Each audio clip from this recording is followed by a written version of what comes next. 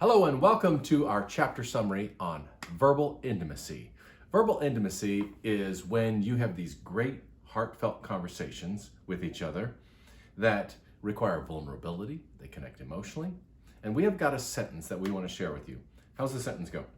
We ask questions and listen with the intent to understand and a willingness to be influenced. You're going to hear us say that all the time because it is the first key to unlocking all the other intimacies. You must start with verbal intimacy. Now, when talking about emotional connections, emotional conversations, what do we mean by that? We mean talking about something other than just the kids, the schedules, logistics. So we get couples in and we walk them through the four intimacies. And when we start talking about how well are you guys communicating, they're like, oh, we talk all the time. Right. But they really don't know how each other feels or anything deeper than just the basics or the kids. How was your day? Fine. What'd you do? Da, da, da, da. Mm-hmm. But they never get into, well, how'd that make you feel? Like, what'd you think about that? So one of the keys to verbal intimacy is having those follow-up questions, the second, third, and fourth question. Right. And along with that is nonverbal communication. Right. So 70% of our conversation is said non-verbally. So a lot of couples will say, well, I just stopped talking because every time, like, she's always glancing at her phone, or he's like watching the TV, or gets distracted every time one of the kids runs into the room. So right. If somebody's feeling like they're not being heard, or somebody's not listening, or they don't care, then they just shut down. I'm just going to save my breath.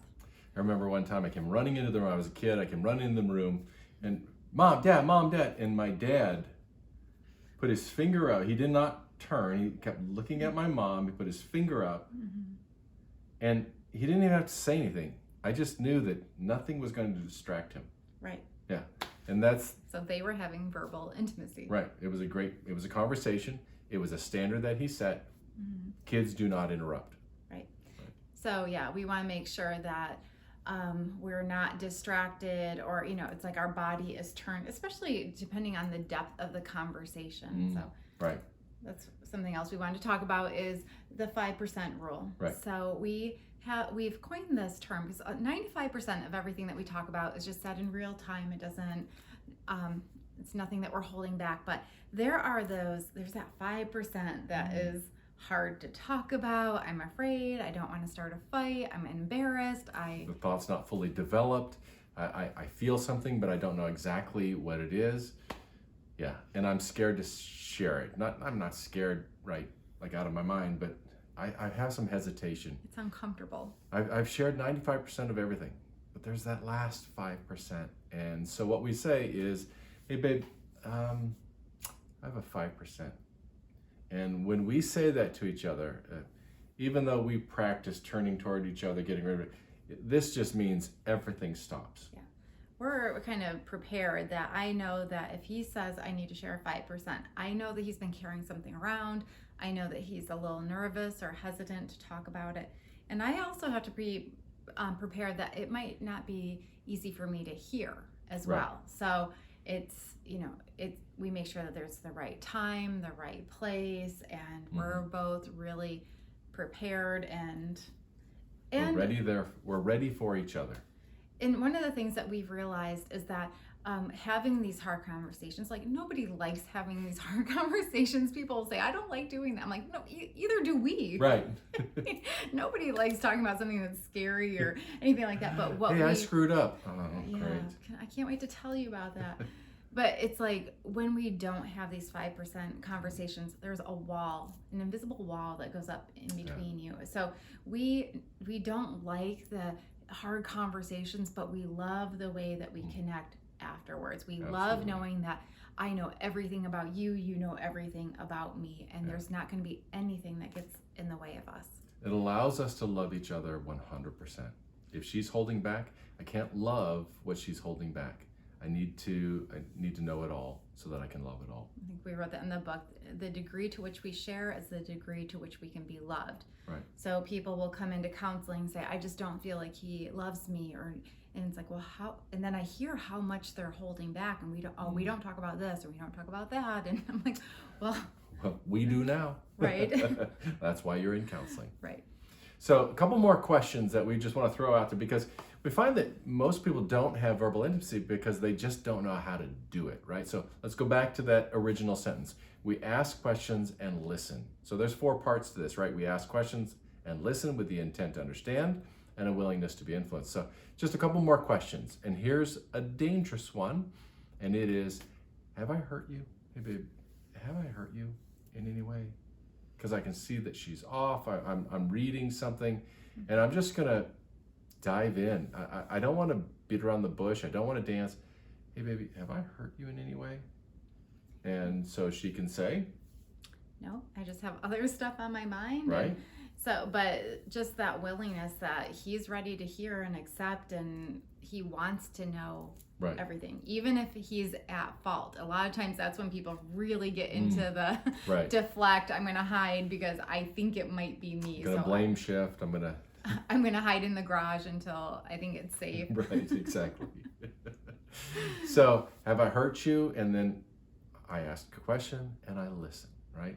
The other key to having great verbal intimacy is not trying to fix everything, right? So, with an intent to understand, when I ask her questions, my goal is to understand her, understand what she's thinking, understand what she's feeling, understand what's happening next.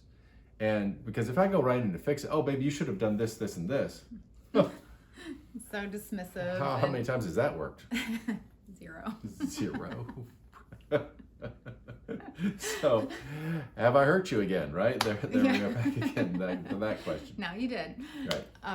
And then the willingness to be influenced is really staying tuned and listening. But so many times people check out, oh, I've heard this before. I know what you're going to say. Oh, I know what you're thinking.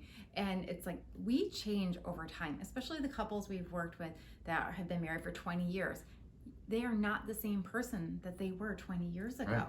They have new thoughts and new beliefs and new feelings and fears and everything. So it's like you can't say, oh, I've heard that before. Maybe they're talking about a memory that they've had a new perspective on. Right. So think about this. If you're married or if you are with your partner for life, you will be influenced by that person. The key is, are you willing, right? You're going to be influenced no matter what. We're saying that when you have verbal intimacy, that willingness increases that verbal intimacy 100%. I want her to influence me. Like, I believe in her. I know that she's smarter than me. And so I want her to influence me. The great thing is she believes the same thing about me. She wants me to influence her. When you know that about each other, you don't take advantage of each other in a negative way, right? Yeah. So. But yeah, just that flexible mindset, it keeps things interesting too. Like if you can stay curious about all your conversations, they're going to have more depth and they're going to go a couple layers deeper. Exactly. And last but not least, verbal intimacy must be the priority over all the other intimacies, because it starts with verbal intimacy. It has to be a priority. So many couples will say, I don't have time for this. I don't have time for that. I wake up early, she goes to bed late, whatever. And it's like one of the things we tell everybody, it's like we wake up at 5:30 every morning. The coffee maker goes off at like 10 after 5, I think. Right. We get up, we have our coffee, and that's before the world isn't even awake yet. And right. So we sit there and we have coffee, we talk about how did you sleep? Did you have any dreams? What's your day look like? What do you want it to look like today? What plans do you have? How did you deal with yesterday? Right. We also use that to go through our daily meditations, and it's just designated time for oneness. And it's before our daughter wakes up, it's before work, it's before anything else gets started. Right. We don't always feel like waking up at 5:30, but and every once in a while you want to jump on your phone and check your emails and do all that kind of stuff, but we put that aside. That first half an hour to an hour, it's just us. So that's verbal intimacy. Read more about it in chapter 3, and we look forward to seeing you in chapter 4. Thank you. see you there.